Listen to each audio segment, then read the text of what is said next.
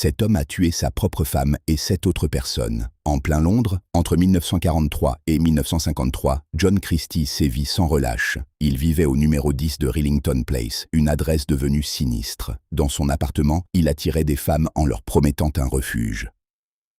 Mais ce qu'elles ignoraient, c'est qu'elles ne quitteraient jamais ces murs.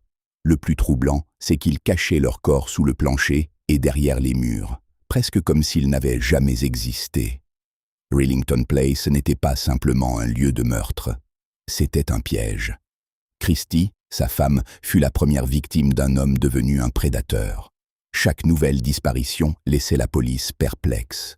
Les enquêteurs cherchaient des réponses, mais John Christie continuait de mener une vie apparemment normale. La découverte des corps provoqua un choc indescriptible. Les agents trouvèrent des restes humains à plusieurs endroits de son appartement. Les murs de Rillington Place ont entendu des cris étouffés, des supplications et, finalement, le silence. Peu à peu, le mystère entourant le tueur devint une obsession pour la presse britannique. Les détails sordides de ces meurtres, une fois révélés, horrifièrent le pays.